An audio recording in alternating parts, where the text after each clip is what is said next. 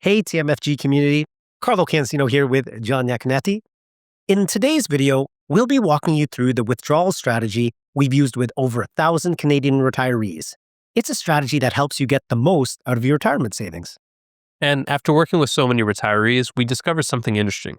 The key wasn't chasing big investment returns. It was withdrawing in the correct order. This allows you to reduce taxes and protect your old age security. Yep, and that's exactly why we're here today, to show you the withdrawal order that helps Canadians retire confidently by using RRSPs, TFSAs, and non-registered accounts in the smartest way possible. So let's get started. For sure. Okay, so before anything else, let's start with the foundation of the entire withdrawal plan, the non-registered first strategy. And this one often surprises people. Yep. Most Canadians believe they should start withdrawing from the RSPs immediately. It feels natural. I'm retired, so maybe I should use my retirement accounts. But that's not usually the most effective move. So then, which approach helps Canadian retirees keep the most tax-sheltered growth? It's simple. You start with your non-registered savings. That lets your RRSPs and TFSAs continue growing tax-sheltered for as long as possible.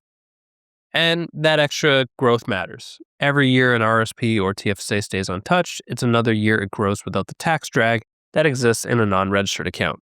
And this is especially helpful before age 71, when RRIF withdrawals become mandatory. Letting those accounts grow until then establishes a stronger base of tax-sheltered money. And the tax treatment on non-registered withdrawals is often friendlier. Only half of capital gains are taxable, and as compared to an RSP withdrawal, where the full amount counts as income. And it's not about the taxes today, it's about control.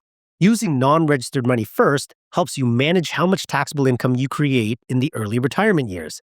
Having that control makes everything smoother in the long run. Yeah, some people just ask, why not take a bit from every account? Well, because withdrawing proportionally forces you to pull money out of accounts that should be left alone, the tax-sheltered ones. Yeah, and that's exactly it. When you take too much from RRSPs or TFSAs early on, you lose those years of compounding. Yeah. Additionally, the non-registered approach also provides better tax bracket control. You can maintain a steady income and avoid unnecessary fluctuations. And it can also help with avoiding OAS clawbacks. By using non-registered account funds first, you can keep your income well below clawback territory in those early years.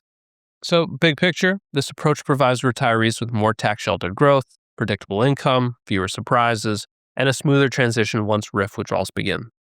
Non-registered accounts get you started, but the RRIF TFSA blending strategy keeps everything optimized once mandatory withdrawals begin.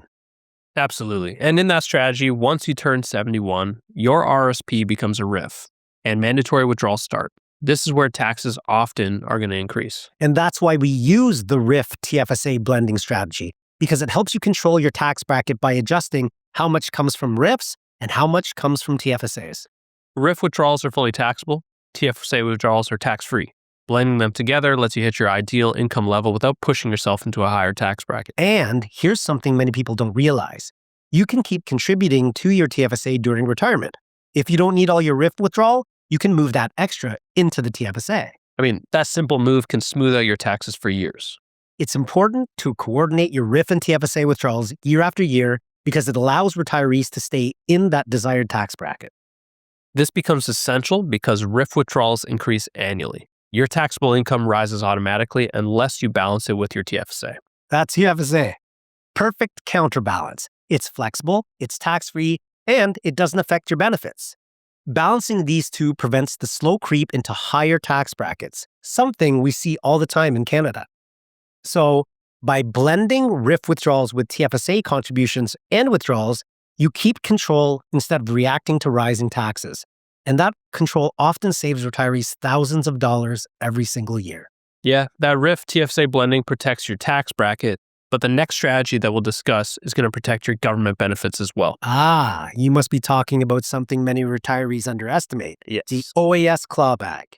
That's right. Many Canadians are typically surprised to see old age security clawbacks. And to avoid clawbacks, you need to keep your taxable income below the clawback threshold. If you go above that threshold, the government starts reducing your old age security. And once it hits, it can easily cost you all of old age security benefits. That's exactly right. But with the correct plan, it's avoidable. For example, you can time capital gains or dividends in years where your income is lower. And the best tool for protecting your OAS is the TFSA. TFSA withdrawals don't count toward the clawback at all. So that gives you the ability to decide which years to take more of your income and which years you can keep things lower. So it's not about earning less, it's about structuring income in the right way. So, is old age security preservation worth it? Absolutely. Once the clawback hits, your marginal tax rate can jump above 50%, including what's getting taken away from OAS. On top of that, OAS is guaranteed, inflation-adjusted income for life. I think you want to keep that. Yeah. The threshold doesn't rise fast enough to keep up with inflation, so more retirees fall into the clawback territory every single year. Sometimes the tax savings from protecting OAS are bigger than what you'd get from chasing higher investment returns. Yeah. And that brings us to another planning tool that can make a huge difference: capital gains. When you time them properly, they can help smooth out your retirement income and reduce taxes. Right. Capital gains aren't just a tax event. With the right approach, they can be a useful planning tool. The strategy starts with realizing gains in low-income years. What this will do, it'll let retirees rebalance their portfolios or free up cash while staying in a comfortable tax bracket. Yeah, timing's going to matter here. You can time capital gains and dividend income to fill your tax brackets efficiently. The biggest advantage here? Only half of capital gains are taxable. That's a huge break compared to our RSP withdrawals. Yeah, and this is going to make accessing growth from non-registered accounts much more efficient, and it also helps coordinate your income with RRIF withdrawals, pensions, and OAS. The result is a smooth, predictable income, something every retiree wants. Yeah, if done properly, capital gains timing can increase your after-tax income without needing higher investment returns. Capital gains timing gives flexibility, but the full sequencing framework shows how everything would work altogether. So, this is where all the strategies come together.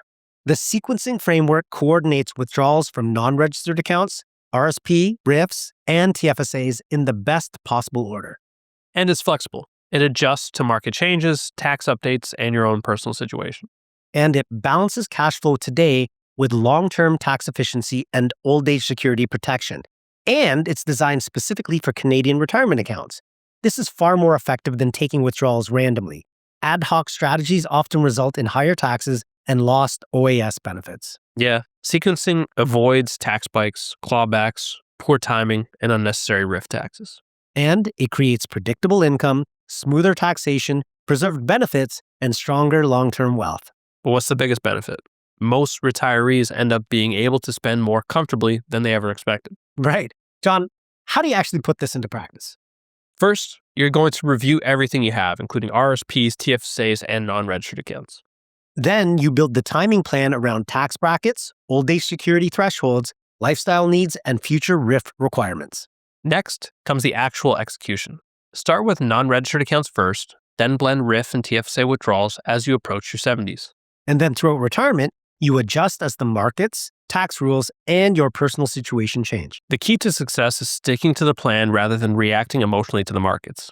Canada-specific details matters too. Old age security clawbacks, provincial tax brackets, TFSA room, and RRIF minimums all work together. This strategy works best when coordinated with CPP, pensions, maybe you have spousal planning, investment risks, and estate planning as well. And I think that's why it's important to work with someone who understands the Canadian system and how it can make such a difference. It keeps everything aligned, just like we've done for thousands of retirees.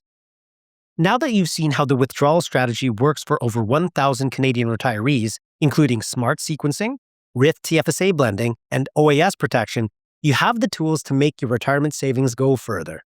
And if you want personalized guidance, we're offering a free portfolio analysis to show exactly how your retirement plan stacks up and where you could optimize your taxes, income, and gather some peace of mind. Click the link below to get started, and we'll see you in the next video.